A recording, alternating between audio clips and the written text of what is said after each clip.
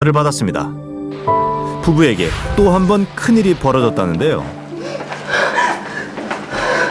끔찍한 소문에도 강하게 버텨왔던 엄마인데 지금 그녀는 곧 무너져 내릴 것만 같습니다. 소변을 보는데 피가 조금 나왔다고 하더라고요. 그래가지고 어제 오후에 병원에 왔었거든요. 자연유산. 엄마의 뱃속에 작은 생명이 있었답니다.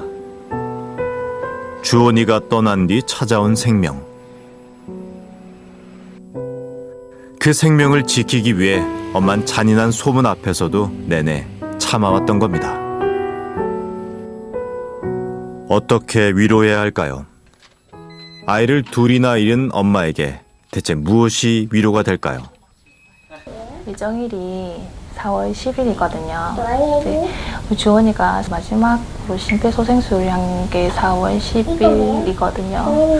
그래서 이제 저한테는 이제 거의 이제 1년 만에 돌아오는, 그러니까 주원이가 다시 돌아오는 아이라고 생각이 돼서 좀 특별했죠. 사실 주원이의 죽음은 여전히 의문투성입니다. 보육교사가 아이를 강하게 흔든 것 때문에 뇌사 상태가 됐다는 의견도 100% 정확한 건 아닌데요. 주원이가 뇌사에 빠진 그날 대체 무슨 일이 있었던 걸까요? 아이의 사인이 명확해지면 잔인한 소문을 잠재울 수도 있을 겁니다. 소문이 무성하게 피어나는 건 그날의 진실이 밝혀지지 않아서입니다. 언제예요? 영유아 건강검진 받고 들어오는 길이에요. 이게? 네. 그날 아침 엄마는 주원이를 안고 외출을 했는데요. 아이의 건강검진을 위해서였습니다.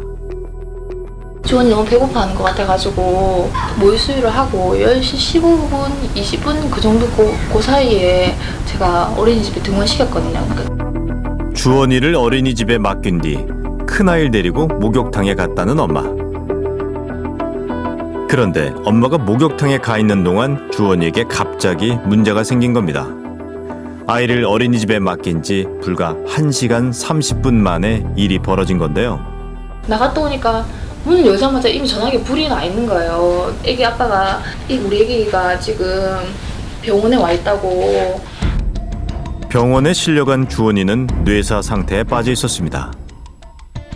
아기를 앉자마자 바로 심폐소생술, 가슴 압박을 실시하고 가장 가까운 병원으로 이송을 했습니다.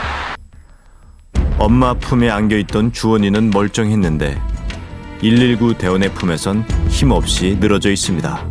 주원이에게 무슨 일이 있었던 걸까요? 경찰도 그 원인의 의문을 갖고 조사를 했는데요. 그런 거를 만약에 떨어뜨려가지고 그 정도 뇌출혈이 발생할 정도 된 것 같으면 멍이 뒤라도 들어야 되고. 아이의 머리에 멍이나 상처가 없으니 가해자가 없는 거랍니다. 하필 어린이집 내부엔 CCTV도 없었는데요. 뇌출혈이 나는데 외상이 왜 발생할 수 있지요? 가만히 있는데 뇌출혈이 발생할 수 있는 거 아닙니까? 뇌출혈이라는. 경찰은 아이가 돌연사한 걸로 보고 있습니다. 보육교사에게 잘못이 없다는 건데요. 그러니까 보육교사가 아이를 세게 흔들어서 문제가 생긴 게 아니라 주원이의 건강에 문제가 있었다는 겁니다. 경찰의 수사 내용을 전문가도 동의할까요? CT 소견을 보시면 전반적으로 앞쪽에 이마 쪽에 경막 하출혈이 보이고요. 그리고 위쪽 부에 뇌출혈이 있는데요. 외상에 의한 손상이라고 봐야 되겠죠. 전문가는 뇌의 출혈 증상에 주목합니다. 외부적 충격 흔적은 전혀 없는데. 근데 우리가 흔히 외부 외력 손상이라고 그러면 뭐 때리거나 이래서 얼굴이나 머리 쪽에 어떤 멍이라든지 이런 걸 추정하게 되는데요. 큰 외부적 형태의 손상은 없더라도 가속감속 기전에 의해서 뇌출혈은 발생할 수 있습니다. 뇌출혈은 절대 원인 없이 생길 수 없다는 겁니다.